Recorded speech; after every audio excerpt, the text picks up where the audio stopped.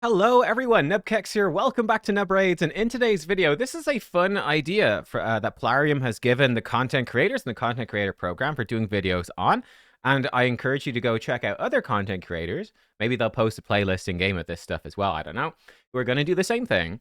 Today, we are going to talk about because they have refreshed the ratings for 2025. They restarted all of the champion ratings, and we're going to talk about that how to rate how I rate champions and what I see as the challenges of rating champions in 2025. There's been a hell of a lot of power creep. Champions that before were insanely good are maybe not that good anymore. New champions really shining, maybe old champions coming to the front where we might have underrated them before, and so on. I'm also going to give you, not only we're going to be talking about the in-game ratings, which have been reset, but I am obviously one of the writers for hellhades.com. YST is the main man behind the champion ratings, but I do help out a little bit, like for new champions from time to time. But we are looking to update our rating system fairly dramatically in the next while, and we're sort of still in that theory crafting phase of like exactly how do we want the ratings to work for hellhades.com. So we're going to be chatting a bit about that here in today's video as well, and I'm curious to get your input and insight in terms of like when you do look at the in-game ratings. Do you look at them first of all? Or when you look at the hellhades.com ratings, again, do you look at them first of all? What are you looking for? What are the most important things? Is there anything that we do really, really well here that definitely needs to stay whenever the stuff is updated? And is there anything that, you know, from time to time has struck you as being a bit incongruent, whatever, it's a bit out of place, doesn't quite work, could definitely do with a rework or a fresh coat of paint or something that's straight up missing or something that shouldn't be there? I don't know. Let me know. Let us know, because I'm very curious to to read your comments and see where we're going. So first of all, this is an interesting one. Let's actually touch on Kale, because I just saw the Frolny ratings. So straight up, if I look at one of the big challenges in the game is rating across different rarities. It's rating. So, for example, if I look at Frolny here, God, Frolny looks like an absolutely horrendous champion. He sucks. And then we were looking at Kale as an example. If I look at Kale, Kale with his ratings, wow, a lot better. If I pull Frolny, leave him in the vault, right? Kale is a million times better than him. He's so much better, right? So why would I ever build Frolny when I've got a Kale? Straightforward enough. This becomes, I think this is a challenge of, well, actually, there's a couple of challenges. So number one, you've got players at different stages of the game. Obviously, you're going to be much later in the game before you get a mythical. Whereas you obviously get Kale probably day one. Most people will be picking him. And yeah, so you got different stages of the game, rating things differently. And then you also have a rare champion versus a mythical. So it's a big question. How do we rate a rare champion? Kale being a perfect example. For me, I'd be saying for a rare, Kale, I think deserves this rating, or maybe even higher. Like he's a 4.5 or a 5 probably for Demon Lord for rares. But if I compare Kale to epics, to legendaries, to mythicals, is he still a 4.7 for Demon Lord? No, definitely not. I mean, realistically, I don't know if there's many mythicals that are insane for Demon Lord. Again, Demon Lord is sort of old content by the time you get them, so you don't really think about it much. But certainly if I compare him to top tier legendaries and epics, he's probably realistically like a 2.5 or a 3 maybe, for being generous. But like he's okay. He's middle of the pack. But he's really, I think there's rares that are better than him. So I'd probably give him a 4.5 for rares and be like, well, like Frozen Banshee, probably Petrifia Rockroot's pretty cool as well. Utility. There's a couple of rares that are better, but he's way up there. But even once we add epics into the mix, his rating goes down a lot. I think that it's something I personally am advocating for, definitely, is I think certainly for the website, it would be helpful to rank champions, give them a rate like a rare. So for Kale, it would be his rating as a rare. And he'd probably, for me, be like a 5-star rare. He's phenomenal. But then an overall rating, and again, my overall rating would probably be lower than this. I think the 3.5 is sort of straddling that line of like, you know, you want players to think, hey, Kale's pretty good. But again, in terms of overall rating, he's not actually a 3.5 compared to all of the champions in the game. So it's a challenge. I think splitting it into a complete overall rating and then a more specific rarity based rating would be good. Another alternative could be like early game, mid game, late game ratings could also be pretty helpful as well. One problem would be if we start adding in all of these ratings, it becomes really complicated, and I think that's bad as well. My my thought on it is when people look at the ratings, you want a quick glance. You want a quick glance, just quickly tell me how good is he? Am I excited I pulled him? Is he worth building? I don't think you're necessarily looking for a ton of crazy in-depth info, like with 10 different like like early game, late game, mid game. Am I early game? Am I late game? I think having a couple of simple ratings is, or even just the one perhaps, is ideal in some ways, just to keep it simple. So anyway, that's something that is worth considering, and I'm curious about your thoughts on it. I'm personally leaning towards just doing a rarity-based rating and then an overall rating. And then, on champion spotlights and stuff, going more in depth into exactly why. And obviously the specific ratings breaks it down a lot as well. Something else that is a challenge both in game and for rating stuff for the website is how much do you weight different things. So for example, I think right now the way it works on the website is their overall rating, which I think is the main thing people look at. That's the first thing that really defines how good a champion is, I think. I've seen this a lot watching people's videos. They pull a champion like, oh, he's only a 3 on hellhades.com. He must be bad. I think people look at the overall rating as their main point of reference. When the specific ratings can matter a lot. So I'll give you a great example of a champion in-game. I think, in my opinion, he is the best mythical. That's Star Sage Galathier. Now, Galathier, I think he's very good for Arena. He obviously thrives in Chimera as well. He's very strong in Faction Wars. But he's not particularly insane for any of the dungeons. I think people are even rating him, honestly, too high for most of these. Like, he's fine, but he's for a late game player, if I pull Galathier, he is my most wanted mythical. For me, is he a 5 of 5? Right? Is he 4.9? Is he going straight into Phantom Shogun? Get that guy in there quick. He's all right for Shogun because he does have the cleanse, actually. But, is he going into my Minotaur farm team? No. Is he going into my Spider's Den team? No. He's not going into any of them for a late game player. But Arena really matters. And this is a challenge, I think, as well. How heavily do you weight different areas? Like I said, for our overall rating, I think it takes everything fairly equally. Whereas for me, I would say, so like for instance, right now, I would say that the dungeons are probably contributing, like the normal dungeons are contributing probably more to the overall rating than the arena role, which to me is crazy. And same thing with, this should probably be renamed to Demon Lord as well these days. And yeah, probably Chimera should go in here. Anyway, but yeah, it's how much do you weight the different things? How important are they? And this also varies, I think, where you are in the game. Where early game, you want someone that's really generally good. And early game, yeah, you probably do use Galathier everywhere. But then when you go later in the game, you value the specialists more. So yeah, for your overall rating for a character, do you take into account everything equally? Do you take into account everything but weight certain areas? So like say Arena and let's say Chimera are going to count for more. Or do we say, well, we'll count their top like 3 or 5 ratings. We'll say, what are their 3 to 5, something along that line, their 3 to 5 best areas, and what's the average rating for those? So that, yeah, whatever, it might suck for hard mode dungeons. You wouldn't actually use them for hard Spider, Fire Knight Dragon, or Ice Golem. But, if they're super, super good in like Hydra and Doom Tower and whatever, we'll start to rate them high. So it'll be like, okay, they're a specialist, but that doesn't make them any worse. I think right now we probably value versatility a bit too much. I don't know.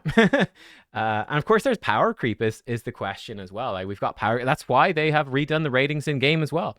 That's why they've redone them is, in 2025, the game has changed. I think, I don't know what people are smoking here. 4.5? Bro. Bro, for Siegfried? You sure about that? I don't know about that, man. I'm not too sure. Um, but yeah, with power creep in the game, I think characters that we thought were good are probably not so good anymore. Let me give you a couple of fairly spicy examples, both on barbarians that are definitely going to offend people. I've had people on my free to play. I've been outspoken that I don't think Haikatune is actually that strong anymore. Not nowhere near as good as she was in the past. I think she was excellent back in the day. I certainly think for the free to play challenge, her value is very low indeed. And people are very upset with me. So I'm going to double down and tell you why I think she's not actually that good anymore. Her speed aura is really solid. There's no doubt about it. On my free to play, 1 month into the game, so we've just got her. But I'm now farming Goal 5 Arena without a speed aura.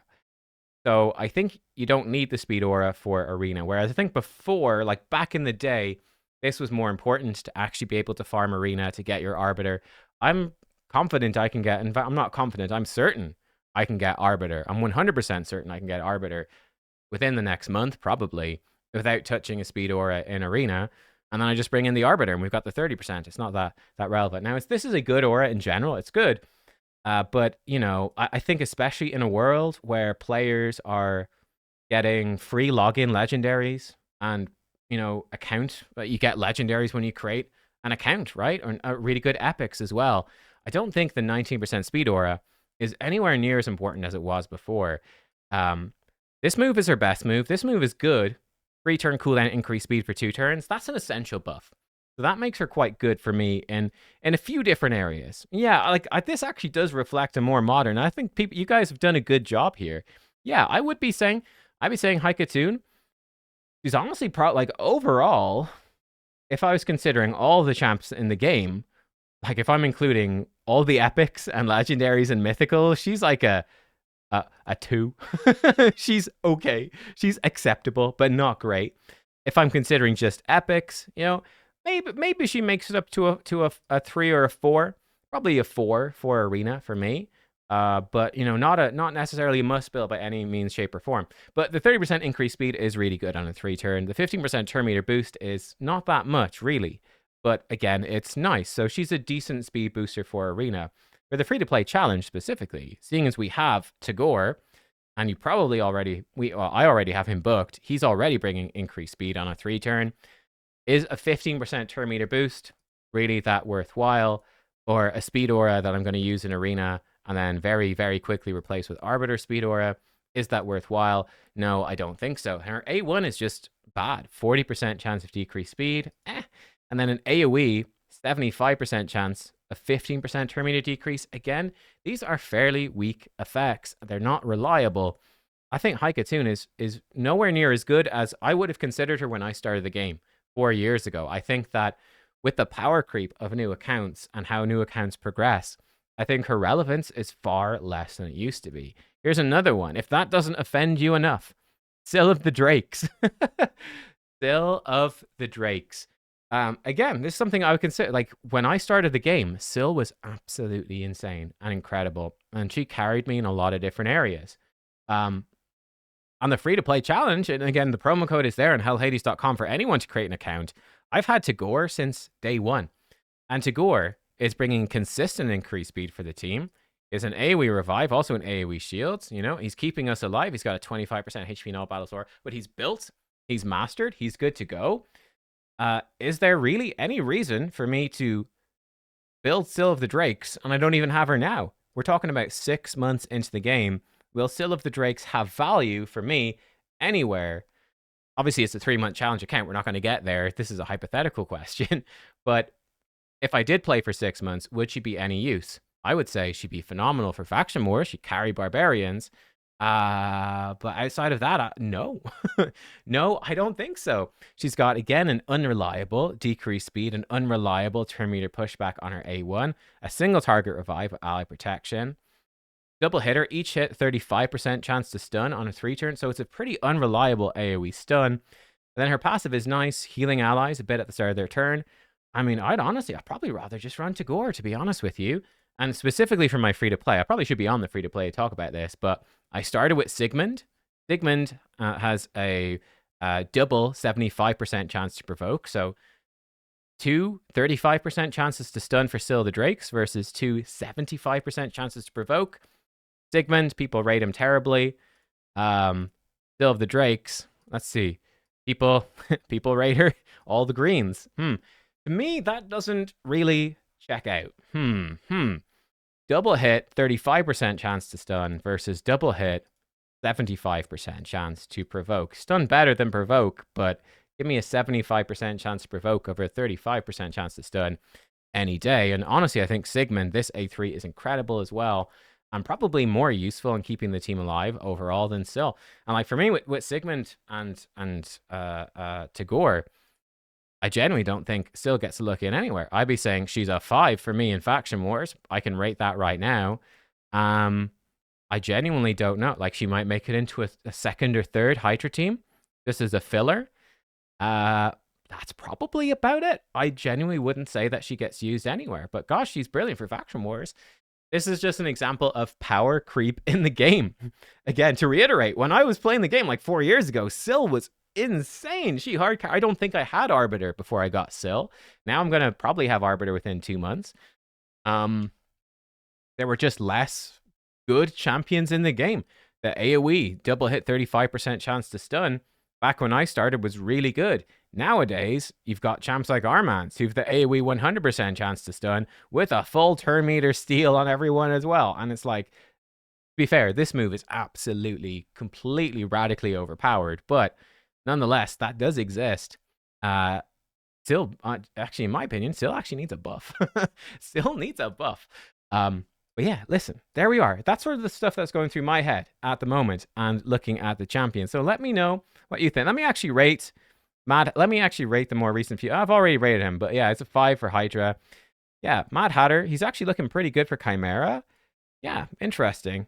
This stuff seems sort of fair. I like to be fairly harsh with the ratings as well, where I'll only give people a really high rating if I think they really genuinely deserve it.